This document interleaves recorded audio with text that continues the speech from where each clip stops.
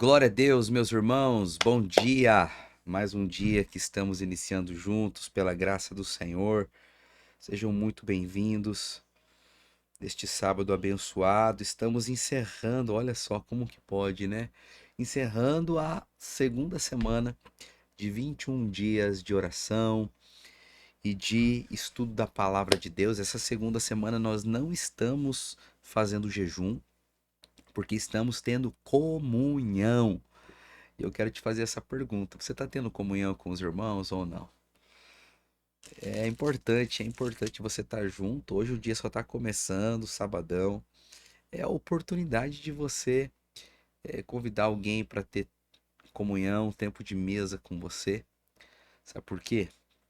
Nada, absolutamente nada na vida substitui aquilo que a palavra de Deus diz que é fundamento. Então, se nós queremos de fato sermos os filhos da graça, sermos a família que Deus nos criou para ser, precisamos urgentemente falar sobre a importância de estarmos juntos e ter a disposição em aplicar aquilo que a gente está aprendendo. Eu sei que existe muitas vezes dificuldade, né? As pessoas são diferentes e muitas vezes nós carregamos traumas por conta do passado. Eu conversando com uma família essa semana, eles me disseram: pastor, nós já fomos tão escravos do pecado e já passamos tantos vexames por conta do pecado no passado, que a nossa família acabou criando uma resistência pela comunhão. Então, eles compartilharam comigo de forma muito honesta. Eles têm dificuldade de abraçar, eles amam a igreja, mas acaba o culto, eles já estão saindo correndo.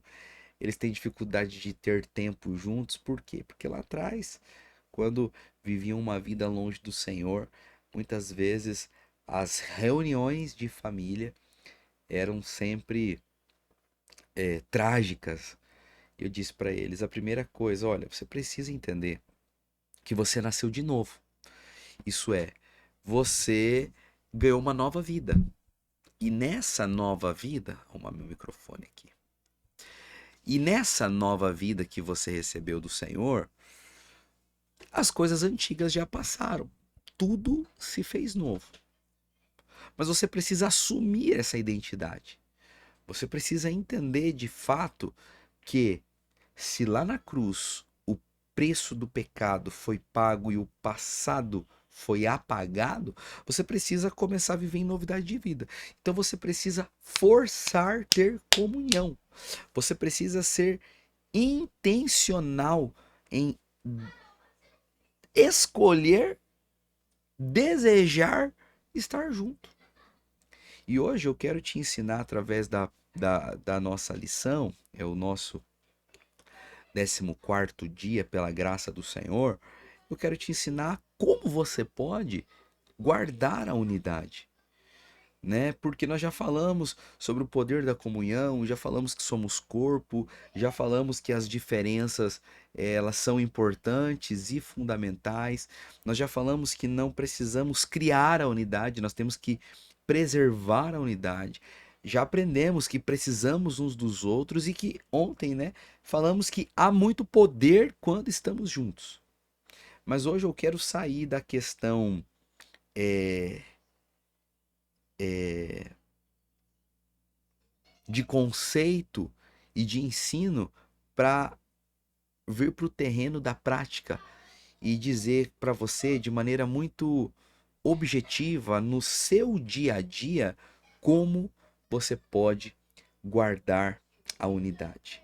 Paulo, quando escreve a carta à igreja que estava em Corinto, ele nos deixa um princípio fundamental, que é a base daquilo que nós devemos praticar para sermos uma igreja que caminha em unidade.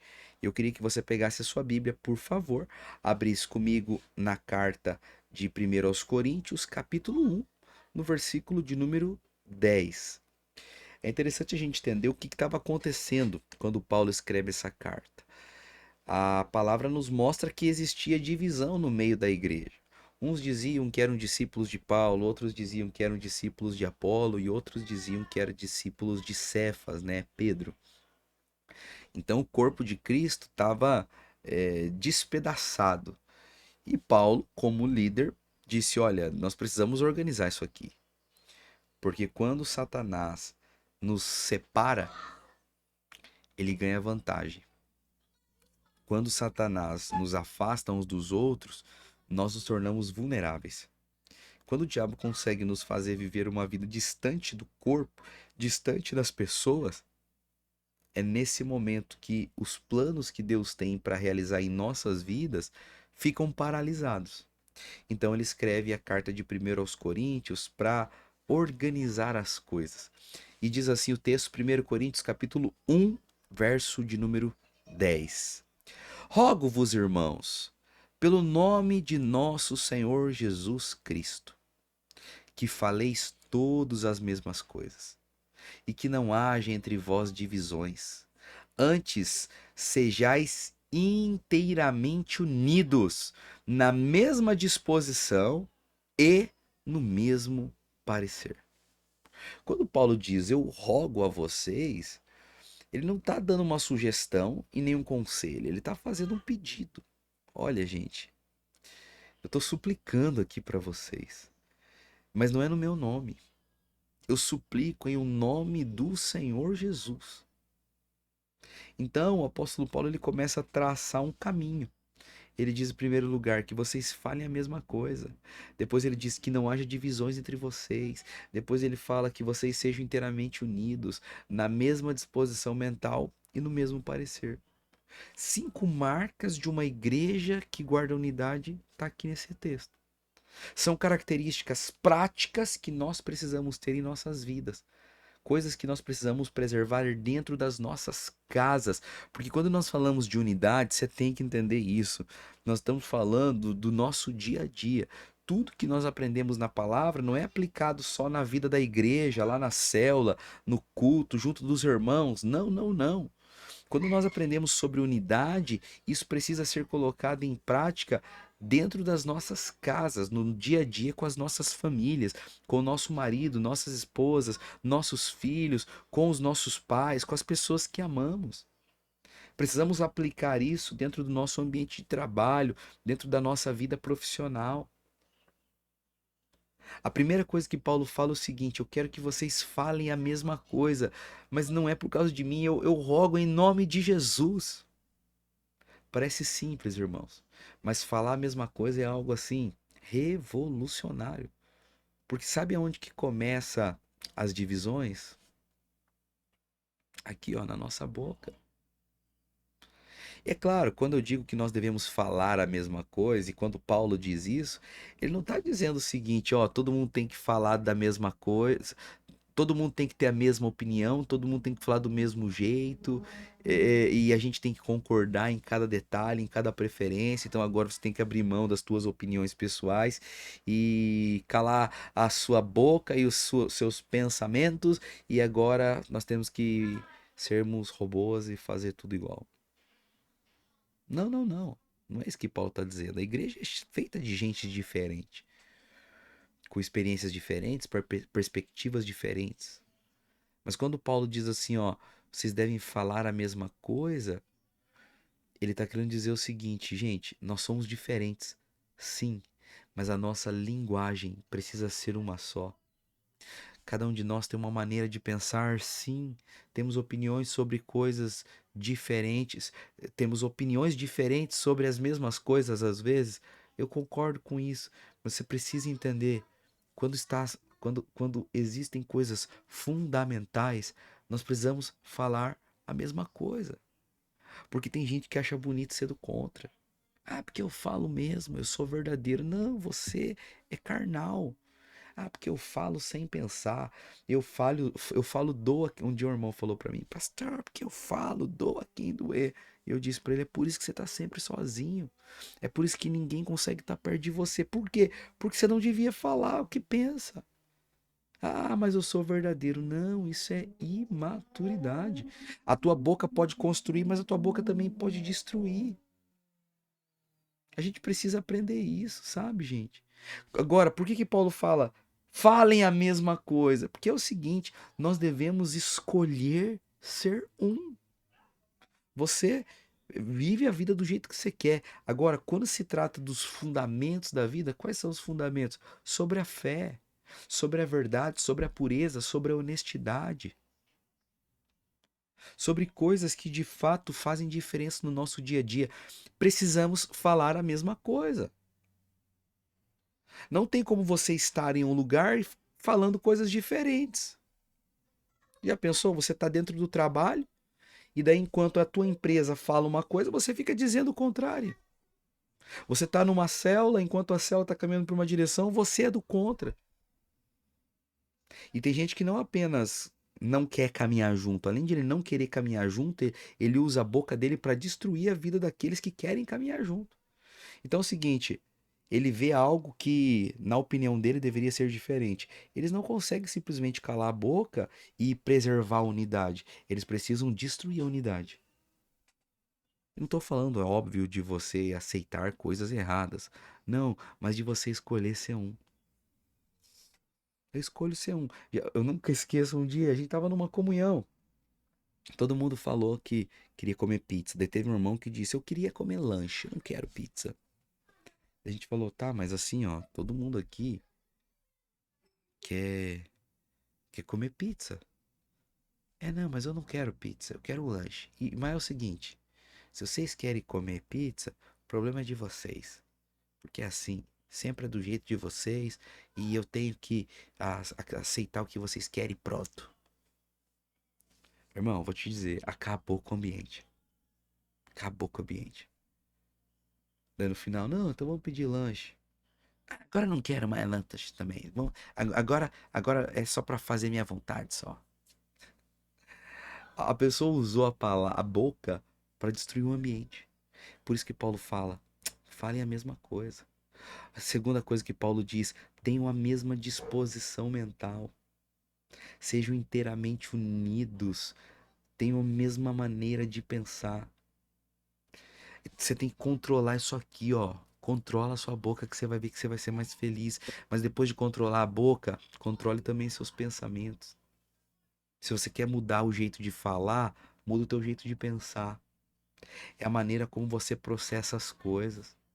É o filtro pelo qual você interpreta as situações, as pessoas, os acontecimentos. Duas pessoas podem muitas vezes ver a mesma cena e tirar conclusões completamente diferentes da situação. É verdade ou não?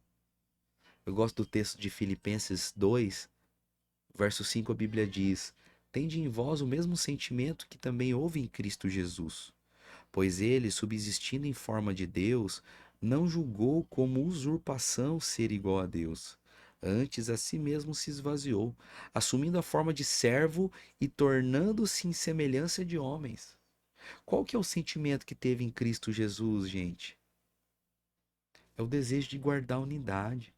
Eu vou preservar os meus pensamentos. Sabe por quê? Porque eu quero viver o que Deus tem para mim. Eu não quero ser aquela pessoa que sempre é do contra, que é sempre insatisfeito. Eu não quero ser aquela pessoa que está sempre dizendo que não vai dar certo. Jesus era Deus, ele tinha o direito de exigir adoração, de querer ser servido, de receber honra, mas ele não julgou que isso era importante. Essa é a mente das pessoas que de fato querem preservar a unidade. Ele não está ali querendo brigar para ter posição ou estar certo. Não, ele está disposto a estar com as pessoas. Ele está disposto muitas vezes a relevar muitas coisas. E eu vou te dizer, gente, relacionamento é perda. Não existe relacionamentos sem perdas, sem cruz. Se você quer construir relacionamentos fortes, sólidos, saudáveis, você precisa tomar uma escolha na sua vida. Qual é a escolha, pastor? Perder. E perder muitas vezes é abrir mão. Isso não é se anular, gente. Ah, você quer que eu me anule? Não, é que você escolha ter pensamentos corretos e pensamentos benignos diante das situações. O problema é que às vezes a gente quer ver unidade dentro da nossa casa, mas a gente não está disposto a ter a mente de Cristo. Então a gente está sempre pensando de forma negativa. A gente está sempre concluindo as coisas pela perspectiva errada. Não é esse o caminho. E Paulo encerra dizendo: tenham a mesma maneira de falar, a mesma disposição mental e o mesmo parecer. O que seria o mesmo parecer? O mesmo parecer é decida, decida, ir para a mesma direção que os outros. É uma atitude. Primeiro ele fala das palavras, depois ele fala dos pensamentos e agora ele diz sobre as nossas atitudes. Caminhe olhando para Cristo. Viva entendendo que você está servindo ao Senhor. A unidade não é algo que nós construímos porque nós somos robôs. Não, a unidade nós construímos porque nós escolhemos agradar o coração de Deus e aprender uns com os outros, independente das nossas diferenças. Isso é tão importante. Imagine um barco. Cada um de nós tem um remo. Cada um de nós tem uma ideia de como deveria ser a remada e qual direção deveria seguir. O que é viver em unidade? Pessoal, vamos chegar a um consenso aqui em qual é a direção melhor? E vamos remar juntos na sintonia do Espírito Santo para que a gente possa ir em direção ao reino do Senhor? É simples. É escolher estar junto. Ah, porque eu sou diferente, então eu prefiro ficar no meu canto. Quanta gente que eu conheço que eles pensam que porque são diferentes é melhor estar separados. Você sabe, irmãos, isso destrói a unidade. É esse desejo de você simplesmente querer que a sua opinião, que as suas palavras e o seu desejo sempre prevaleça. Se você quer guardar a unidade, o apóstolo Paulo diz: falem a mesma coisa, pensem a mesma coisa e tenham o mesmo parecer, tenham a mesma atitude. Isso vai fazer com que nós sejamos uma igreja forte, vai fazer com que nós sejamos células fortes, vai fazer com que sejamos famílias fortes e vai nos ajudar a prosperar. Se dentro do seu trabalho você escolher falar a mesma coisa, ter a mesma disposição mental e o mesmo parecer da sua equipe, a unção do Espírito vai ser derramada na sua vida. Sabe por que tem gente que não prospera? Porque ele só fala mal da empresa, porque ele não decide alinhar a mente dele com a mente da equipe. E porque na verdade ele está trabalhando ali, mas as atitudes dele, na verdade, estão indo para outra direção. Essa pessoa está trazendo maldição para a própria vida, além de estar desperdiçando a graça do Senhor. Se você quer verdadeiramente experimentar a plenitude do Espírito Santo na sua vida, decida preservar a unidade. Você pode dizer amém aqui, fala glória a Deus, feche seus olhos, deixa eu orar por você. Queria que você repetisse uma oração comigo, aliás. Fala assim: Senhor Jesus, ensina-me, ó Deus, a guardar a unidade. Eu te agradeço porque esta semana o Senhor me ensinou e eu quero colocar em prática. Eu quero ser um com os meus irmãos, um com a minha família. Eu quero ter o mesmo coração da empresa que eu trabalho e das pessoas que eu me relaciono. Diga: Senhor Jesus, eu quero experimentar do poder do teu Espírito que é liberado através da unidade. Em nome de Jesus. Amém. Quantos podem falar glória a Deus? Nós vamos encerrar aqui, meus irmãos. Eu quero pedir que, se você não é inscrito ainda no meu canal e está chegando aqui, se inscreva. Amanhã nós estaremos juntos. Ah, clica no botão gostei do vídeo também. Amém? Amém? Clica no botão gostei do vídeo. Amanhã nós estaremos juntos nos nossos cultos, 10 da manhã e às 18 horas. Eu vou pregar os dois cultos em Pontal do Paraná. Vai ser uma grande bênção. E hoje à noite nós temos oração normal acontecendo. Vai ser uma bênção em nome de Jesus. Fica na bênção, irmãos. Tchau, tchau. E segunda-feira, às 7 horas da manhã, estaremos aqui. Espero você.